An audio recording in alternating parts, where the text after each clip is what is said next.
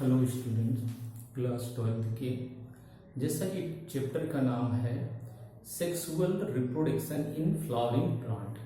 इसमें एक महत्वपूर्ण टॉपिक्स है जिसमें है द स्ट्रक्चर ऑफ ओव्यूल्स।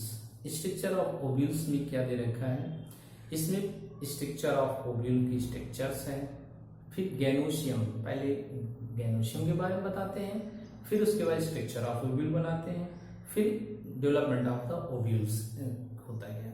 सबसे पहले आते हैं गैनोशियम क्या है। गैनोशियम जाना, ये एक मादा रिप्रोडक्टिव ऑर्गन है जिसकी यूनिट पिस्टल या ओवरीज होती है। 3 पार्ट्स में डिवाइडेड होती है। फर्स्ट पार्ट होती है इसका ओवरीज,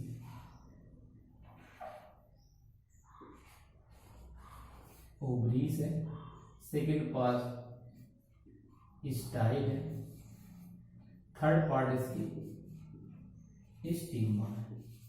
ओके, ये 3 पार्ट में डिवाइड होती है, जिसका ओवरी का सबसे निचला भाग फूला हुआ होता है। फिर इसके बाद स्टाइल आती है, वर्तिका आती है, फिर इसके स्टिग्मा आती है जो सबसे ऊपरी भाग टॉप में स्थित आती है। अब नेक्स्ट पॉइंट आते हैं है स्ट्रक्चर ऑफ ओव्यूल्स क्या है।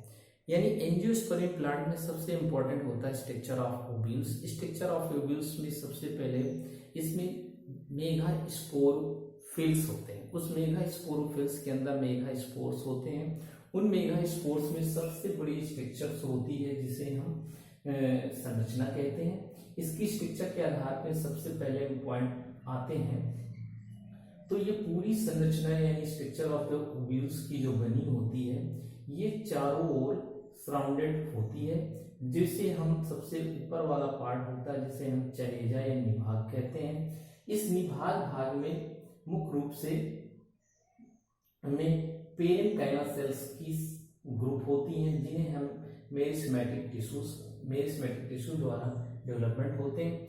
इसका नेक्स्ट भाग होता है जिसे हम फ्यूनिकल कहते हैं। फ्यूनिकल का नेक्स्ट भाग जुड़ा होता है हाइलम से, जिसे हाइलम कहते हैं। हाइलम से लगा हुआ एक बीच में गैप होता है जिसे हम माइक्रोपाइल या बीजांड द्वार कहते हैं। इन बीजांड द्वार के चारों ओर एक 2 आवरण से घिरा हुआ भाग होता है। इस भाग को हम मुख्य रूप से इंट्यूबमेंट कहते हैं। इंट्यूबमेंट 2 आवरण होते हैं, एक आउटर इंट्यूबमेंट होता है और एक इनर इंट्यूबमेंट होता है। जो इनर इंट्यूबमेंट होता है वो मुख्य रूप से कोमल भाग होता है। अब इसके बाद नेक्स्ट भाग में एक एम्ब्रियो सैक होती है। एम्ब्रियो सैक का होता है भ्रूण कोशिका, जिसे भ्रूण कोशिका या मेगास्पोर्स होते हैं जो हैप्लॉइड सेल्स में होते हैं। ये हैप्लॉइड सेल्स क्या होती है, इसमें सबसे चलेजा पार्ट्स की ओर होती है 3 सेल्स होती है जिन्हें एंटीपोडल सेल्स कहते हैं। ओके, इन्हें प्रमुख कोशिकाएं भी कहते हैं। इसके मध्य भाग में 2 ध्रुवी न्यूक्लियस होते हैं जिसे द्वितीय केंद्र के पोलर न्यूक्लाई कहते हैं।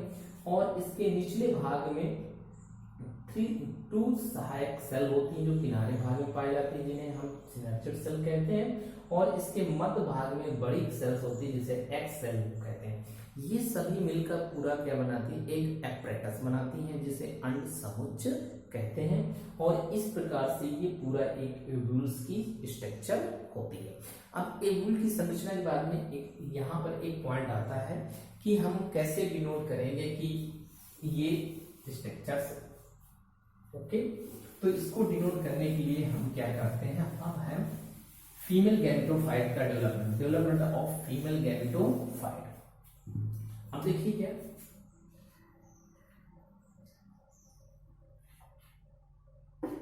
Development of the female gametophytes होता है।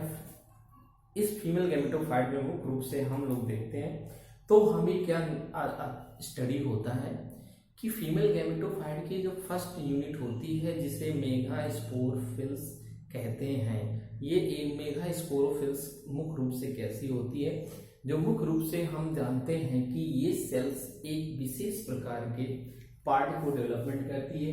इसमें मेगास्पोर सेल्स में फर्स्ट हैप्लॉइड मियोसिस होता है, जिनमें 4 हैप्लॉइड सेल्स बनती हैं, जिनमें से अपर 3 डीजनरेट हो जाती हैं, समाप्त हो जाती हैं, एक बड़ी होती है। इस बड़ी सेल को हम हैप्लॉइड सेल या फंक्शनल मेगास्पोर कहते हैं।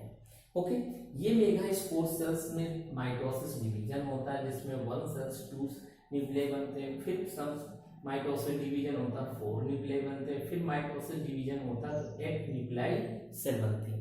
ओके, ये 8 न्यूक्लियाई सेल्स जो बनते हैं मुख्य पार्ट में क्या होते हैं, इन कोशिकाओं से जैसे ये बन जाते हैं तो 8 कोशिकाएं सेम वही एम्ब्रियो स्ट्रक्चर से बन जाती है।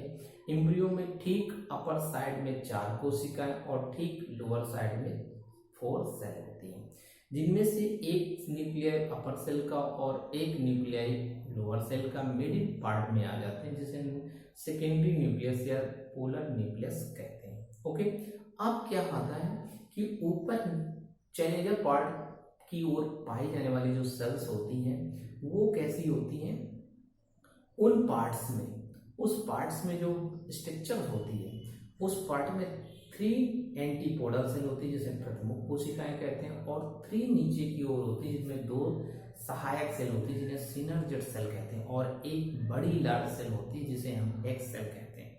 ये दोनों सेल पूर्ण से सहायक रूप में होती हैं और इसी भाग से पूरी एग एपरेटस का डेवलपमेंट करती हैं। इस प्रकार से फीमेल गैमेटोफाइट का डेवलपमेंट होता है, जो फीमेल गैमेटोफाइट की फर्स्ट यूनिट सेल होती है जिससे फर्टिलाइजेशन प्रोसेस होता है। ओके, इस वीडियो को देखिएगा, सब्सक्राइब करिएगा। सब्सक्राइब करने के पश्चात नेक्स्ट वीडियो में फिर आपको भेजूंगा। ओके, जैसा देखिए।